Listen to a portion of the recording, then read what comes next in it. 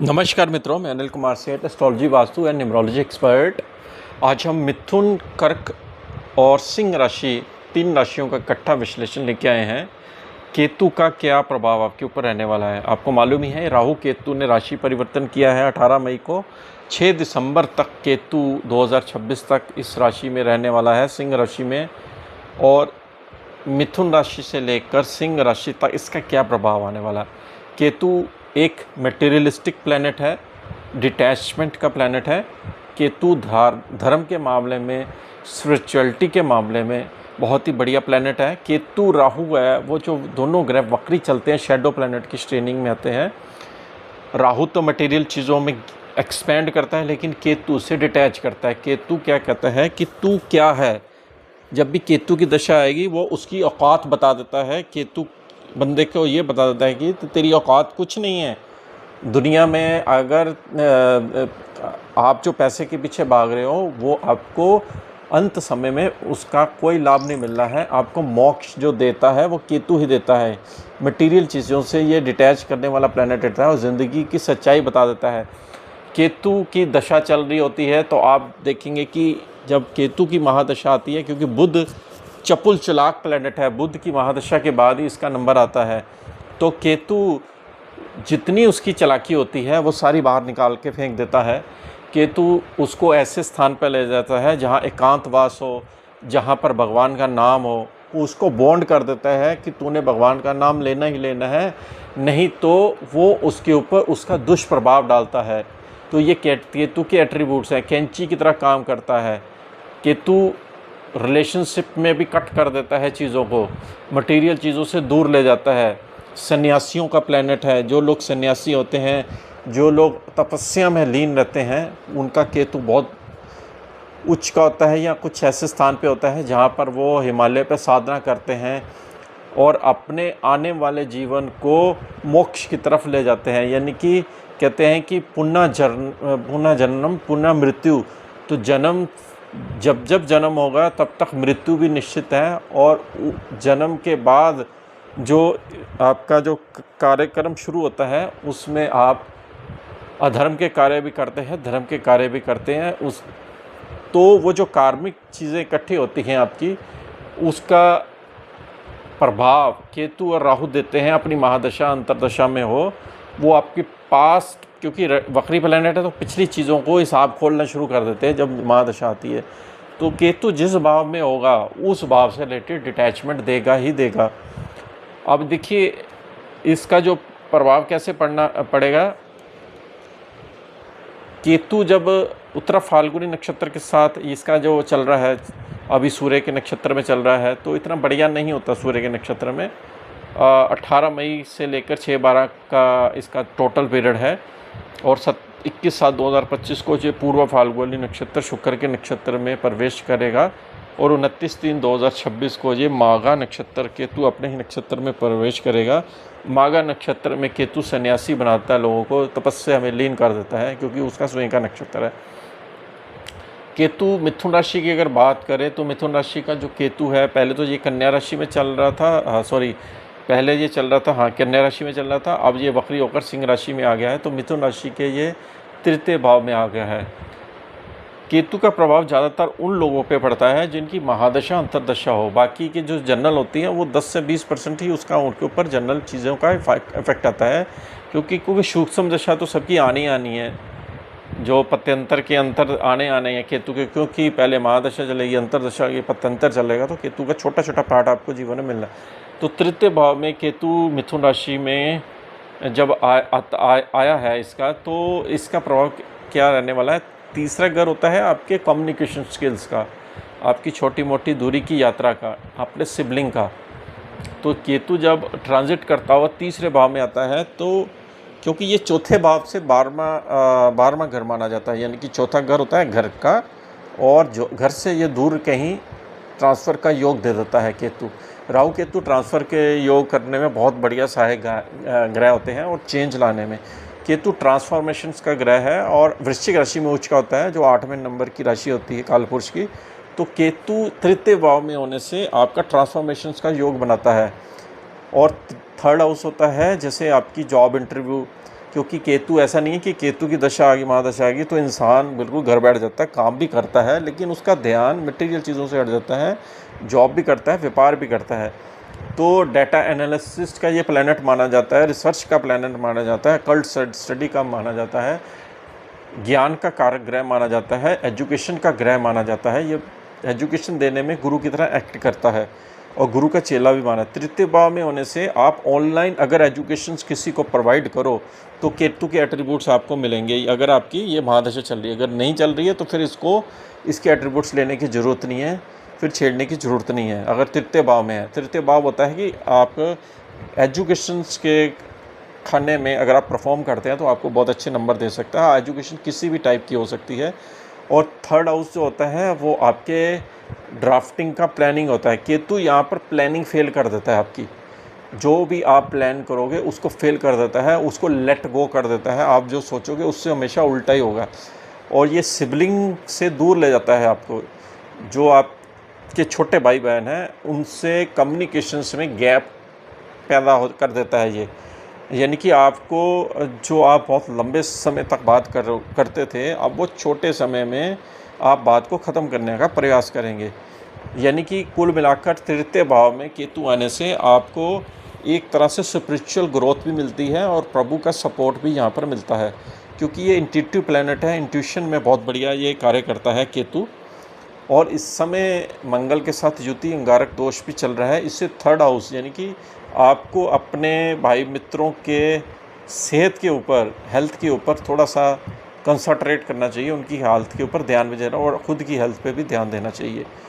तो केतु की जो 5वीं दृष्टि है वो आपकी धर्म भाव पर धनु राशि पर जा रही है, जो कि 7वें घर की राशि को जाती है। तो यहाँ पर ये इंडिकेट कर रहा है कि जितना आप धार्मिक एक्टिविटीज़ डेली रूटीन में रखेंगे उतना ही केतु का अच्छा फल मिलेगा, क्योंकि धर्म त्रिकोण में केतु इस समय ट्रांजिट कर रहा है।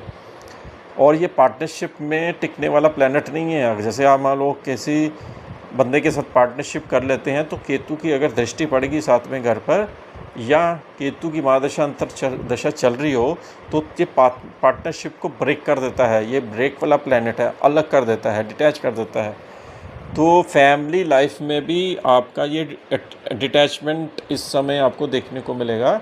आप फैमिली में तो रहोगे लेकिन फैमिली में आपका मन जो है वो उतना अटैच्ड नहीं रहेगा। चौथे घर से ये 12वां है और ये 9वें भाव को जो दृष्टि दे रहा है धर्म के मामले में, धार्मिक यात्रा के मामले में या घूमने फिरने के लिए ये अच्छा प्लैनेट माना जाता है। उसके लिए आपको यहाँ पर राहु अच्छे नंबर दे रहा है और यहाँ क्योंकि राहु ने ऑक्यूपाइड किया हुआ है घर, तो इसलिए ये एक दूसरे की जहाँ भी सप्तम दृष्टि एक दूसरे की जाती है तो वहाँ पर न्यूलीफाई हो जाती है दृष्टि केतु की जाके, क्योंकि वो ऑक्यूपाइड हो जाता है राहु का घर।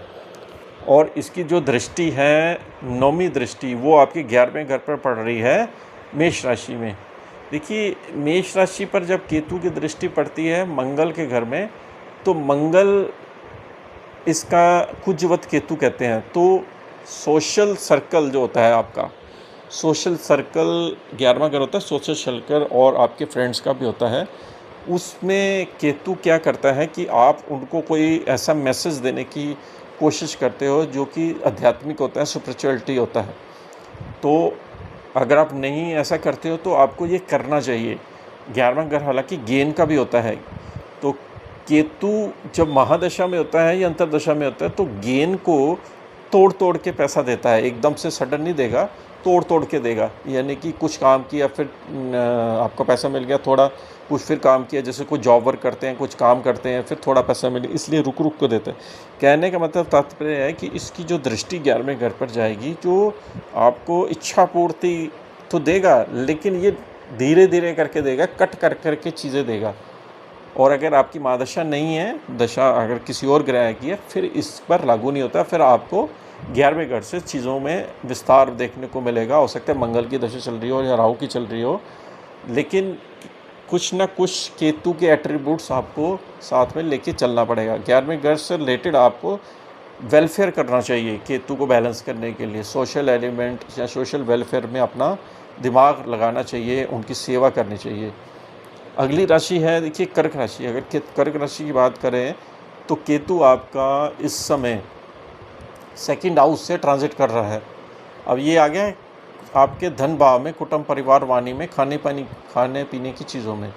अब सेकंड हाउस में केतु क्या है, ये इतना कंफर्टेबल ग्रह नहीं माना जाता, क्योंकि जिनकी भी महादशा कर्क राशि की है, उनकी अगर केतु की चल रही है तो सेकंड हाउस से रिलेटेड चीज़ों में डिटैचमेंट मिल सकता, हो सकता है कि आप परिवार से कहीं दूर रहें जाके, आप जो आपकी ग्रोथ है, मनी की ग्रोथ है, वो आपकी कहीं ना कहीं स्टक हो जाए केतु की वजह से। और केतु क्योंकि सेकंड हाउस में बैठा हुआ है, तो पैसा आएगा तो सही, लेकिन साथ में खर्चे, जी जिम्मेदारी बहुत बढ़ा देता है केतु, खर्चे बहुत रहने वाले हैं। यानी कि बैंक बैलेंस जो होता है ना ऐसे बंदों का, जिनका भी सेकंड हाउस में केतु होता है, सडन खर्चे आ जाते हैं, उनका खाली रहता है, मतलब कि कहने का मतलब टिकने नहीं देता है। क्योंकि ये ग्रह जो होता है पास्ट लाइफ से साथ कनेक्शन बनाता है, जो पास्ट लाइफ में आप एक्सपीरियंस करके आते हैं वो इस जन्म में वो केतु लेने नहीं देता, उससे डिटैच रखता है।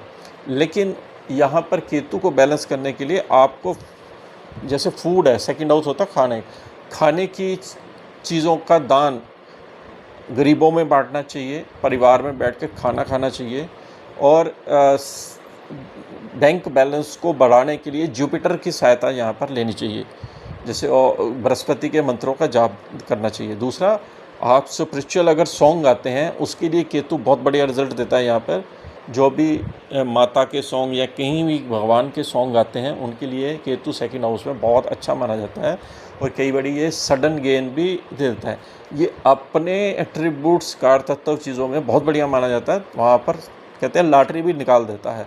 लेकिन जहाँ पर पैसे के दौड़ने के पीछे की बात आती है तो केतु वहाँ पर काम नहीं करता है, ये कहता है कि तुम्हें लेट गो करना पड़ेगा चीज़ों में। अब इसकी दृष्टि जब जाएगी पाँचवीं, वो आपकी 6th हाउस पे जाएगी, दूसरे और छठे भाव का जब कनेक्शन होता है तो केतु की यहाँ पर दृष्टि जा रही है, तो आप अपनी जॉब में डीप एनालिसिस रिसर्च करके अपने ज्ञान को बढ़ाए, तभी आपका पैकेज बढ़ेगा। केतु क्या करता है, डीप रूटेड चीज़ों पे काम करता है।